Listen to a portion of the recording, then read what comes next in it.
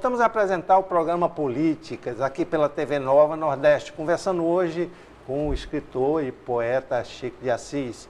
O Chico está lançando um livro agora em 1º de junho, na Galeria de Artes Digitais do Porto Digital, dia 1º de junho, a partir das 18h30, um livro sobre cárcere da memória. O Chico foi preso político durante a ditadura militar e durante esse período ele registrou esses sentimentos, essas dores de um prisioneiro político na forma de poesias e textos. E conseguiu resgatar isso.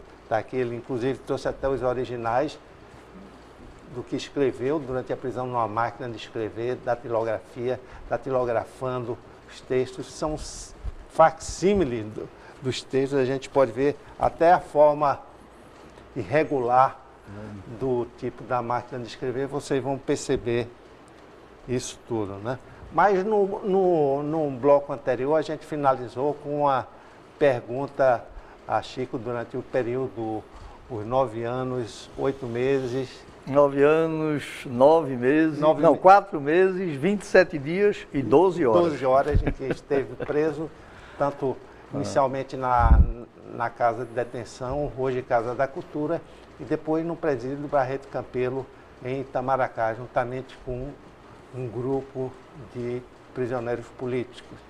A gente perguntava, a partir de que momento ele, que ficou de 1970 ao início de 1980, a partir de que período ele percebeu em que não adiantava mais a luta estava perdida para a ditadura militar. E o que fazer de dentro da prisão? Chico.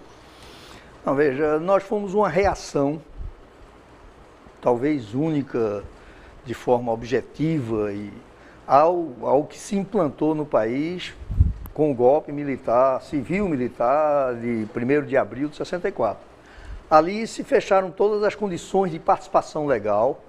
Ainda houve um períodozinho de 4 anos em que se fez algumas concessões, em que a violência da repressão não atuou na forma que viria a atuar posteriormente, mas já se implantava um sistema que levou a cassações de mandatos, levou a prisões arbitrárias, levou a muita tortura.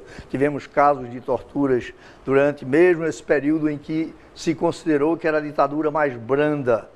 Eu discordo, inclusive, desse conceito. A ditadura foi um processo que foi se estruturando e se consolidando à medida que o povo também foi reagindo. Então, as manifestações criadas no período de 64 a 68, das quais eu participei como liderança estudantil, como estudante da Faculdade de Direito aqui do Recife, as manifestações feitas, então, levaram o regime a compreender que, se não endurecesse, iriam perder a perspectiva que eles tinham de consolidação no poder. E aí, a partir do ato institucional número 5 e do governo de Emílio Garrastazu Médici, que foi dos mais arbitrários e onde a tortura e toda espécie de crimes e desaparecimentos de cidadãos se tornou uma prática corriqueira. Os arrastões da cidade, as ruas da cidade foram transformadas em arrastões permanentes do Exército e da Polícia, levando, vocês têm em filmes, por exemplo, Pra Frente Brasil, o registro de uma prisão que era muito comum. Um inocente que foi confundido com um subversivo e é morto em torturas, porque até então ele estava passando por subversivo. Então, no papel de Reginaldo Faria, se não me engano. Quer dizer, você tem o retrato daquele período, que foi o período em que a violência tomou conta sistematicamente de todas as dependências de prisão. A tortura não era um ato casual. Nós temos aí um universo de cerca de 15 mil brasileiros que foram vítimas de torturas e algumas, inclusive, meramente acidentais, com inocentes, com pessoas que não estavam envolvidas na... Então, esse período foi que configurou a nossa derrota política. Nós fomos trucidados pela tortura, de um lado, e de outro, por algumas concepções da nossa parte que se revelaram incorretas no processo histórico. você achar que era possível criar um exército popular revolucionário a partir de ações de pequenos grupos contra toda uma estrutura que se jogou pesada com apoio de alguns setores empresariais, a OBAN, Operação Bandeirantes, que foi um órgão de repressão direta do governo, em São Paulo principalmente, usada em São Paulo, era toda apoiada em vários setores empresariais, os DOI-CODES, os Departamentos de Ordem Interna, que se estenderam pelo país. Aqui, a repressão foi cometida até certo ponto pelas delegacias de polícia. Eu fui torturado e muito ali na Rua da Aurora, na delegacia de segurança social, comandada por um facínora, o delegado José Silvestre, que comandava um por um. Ele, durante muito tempo, ele se defendeu dizendo: eu nunca toquei num preso. É verdade, ele mandava. Ele não tocava nos presos, ele mandava fazer. Ele comandava e assistia ao espetáculo de pessoas sendo dilaceradas pela tortura. A partir de um determinado momento, quando mataram o estudante Odígias Carvalho, que era meu amigo e companheiro militante do Partido Comunista Brasileiro Revolucionário, onde eu passei a militar, depois da morte de Odígias, foi transferida, o centro de repressão foi transferido para o DOI-CODE daqui, que se instalou e funcionava ali na Rua do Riachuelo, onde mataram também o geólogo Ezequias Bezerra da Rocha, uma morte até hoje trágica, porque Ezequias já estava se afastando da militância política, ia fazer mestrado na Holanda, quando emprestou o carro dele a um dos procurados do regime, e aí a violência policial caiu sobre ele e o matou. Esse sentimento, como você falou, em que foram trucidados, isso daí mexeu com a cabeça de vocês e começaram a apostar na luta democrática, foi a etapa parlamentar. Perfeito. Aí, a partir daí, nós passamos a constituir um novo coletivo. Até então, nós éramos militantes revolucionários, jogados, quer dizer, geralmente escudados nas concepções que vinham de Cuba, que vinham da União Soviética, as mesmas que tinham levado esses povos à vitória, China e tal, então eram as nossas. Mas a partir do momento em que fomos trucidados pela tortura, que fomos derrotados politicamente, sem nenhuma... Não há meio termo nisso aí, nós fomos derrotados, nós passamos a ver que o processo não podia se reduzir àquilo. E passamos a nos inserir naquilo que veio a ser o grande movimento democrático pela anistia, aí vem o movimento feminino pela anistia, vem os clubes, os CBAs, né, os Centros Brasileiros de Anistia, os parlamentares que então, e aqui tem que se destacar a figura do deputado atualmente, deputado Jarbas Vasconcelos, foi o primeiro deputado estadual a denunciar as arbitrariedades que nós atravessávamos lá na penitenciária Barreto Campelo. Há um depoimento de Jarbas, um discurso longo que ele fez na Assembleia, que nós tivemos conhecimento lá à noite, subterraneamente nas nossas celas, denunciando todos os crimes que estavam sendo cometidos contra nós lá na penitenciária. E então um grupo de parlamentares depois se associou, depois de Jarbas se associou a Marcos Cunha, a Roberto Freire aqui no estado, né, que foram deputados estaduais muito combativos, Fernando Lira, Marcos Freire, a vitória de Marcos Freire em 74 e a vitória no caso do MDB nos deu aquela compreensão de que nós tínhamos que nos engajar num novo processo, não mais aquele da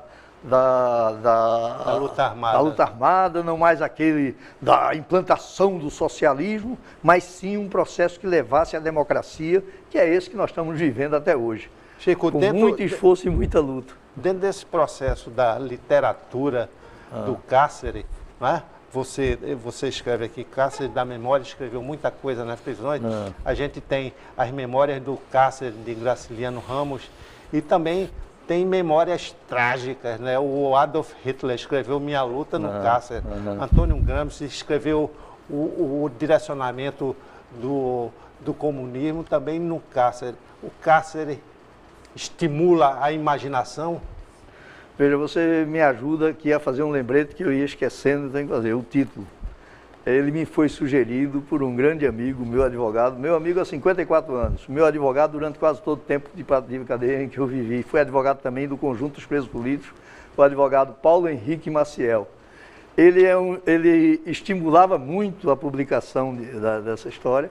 Ele conhecia e puxa, e aí numa conversa informal com ele, a gente disse assim: Chico, já que tu não faz as memórias do Cáceres, por que não faz o Cáceres da memória? Eu digo: então você me deu um título, no dia que eu for publicar, o título vai ser esse. Então, porque realmente ele significa... Se escreve no Cáceres porque tem muito tempo de reflexão, o que é que leva a pessoa a escrever dentro de uma prisão? Eu tentei dizer isso aqui na leitura do Coisa. A cada um desses cenários sombrios que a gente vivia no Cáceres, a perda de amigos, a perda afetiva de companheiras,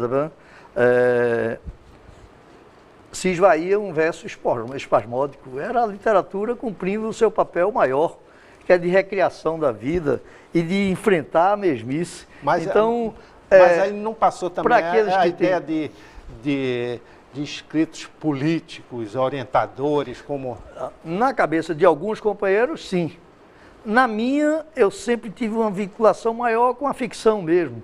E tanto que o meu romance, A Trilha do Labirinto, que foi publicado em 1995, foi premiado aqui no concurso da União Brasileira dos Escritores local, quer dizer, é a narração dessas peripécias, das aventuras e desventuras daquela geração que pegou em armas e foi presa e enfrentou tortura, enfrentou todo aquele estado de coisas absurdo, né? Uma ex-presa política, Dilma Rousseff, chegou a presidente da República. Saiu por motivos operacionais administrativos que a gente não está leva em conta. Mas ela cortejava a imagem mítica de heroína, de coração valente. Você se considera um herói? Não, de jeito nenhum.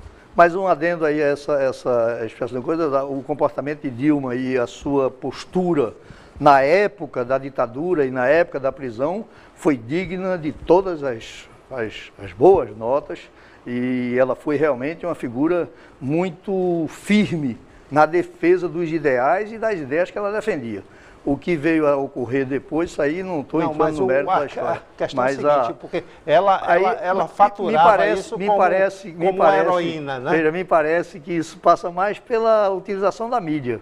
A utilização midiática, que aí, como ela tinha interesses políticos a defender, pessoalmente eu conheço Dilma, porque eu fui casado com uma companheira, ex-presa política daqui, que era muito amiga dela lá no Rio Grande do Sul. E diversas vezes eu não via nesse período nenhuma utilização o que ela conta com realidade de fato. O enfrentamento da tortura, isso é real, isso é verdade.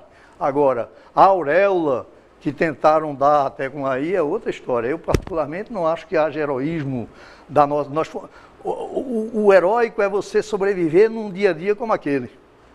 Os grandes atos, claro, houve companheiros que morreram tiveram atitudes, mas essa questão é muito relativa. Nós temos, nas situações descritas em várias instâncias aí, literárias mesmo, nós temos momentos assim de companheiros que tiveram um comportamento heróico e no momento seguinte se dilaceraram, se entregaram à repressão. Então temos vários exemplos de que isso é muito, é um momento, ali não havia heróis, ali havia homens comuns, normais, frutos de uma pequena burguesia cheia de dilacerações e que tentaram e responderam para aquele momento histórico com firmeza na defesa de suas concepções, mas sem nenhuma... Essa classificação de herói não me agrada. Infelizmente, estamos chegando ao fim do nosso programa, ouvimos aqui essas lições de história, porque isso é a história do Brasil. A gente não pode deixar de saber, de tomar conhecimento dessas questões que envolveram o Chico de Assis. Mas o lançamento do livro dele, o Cáceres da Memória, que são poesia e prosa sobre o período de 1970 a 1980, em que ele foi preso político. Chico de Assis vai lançar esse livro na quinta-feira, dia 1º de junho, a partir das 18h30, na Galeria de Artes Digitais do Porto Digital, Rua do Apolo 235, no bairro do Recife. E o livro é um livro muito bonito, interessante, porque reproduz parte dos alfarrábios, dos manuscritos e com fotos de Roberta Meiralins sobre a penitenciária, atual, né? Atual penitenciária. Então, Chico, muito obrigado aí pela sua presença aqui. Espero que os telespectadores se sintam satisfeitos com essas novas informações. E até o próximo programa.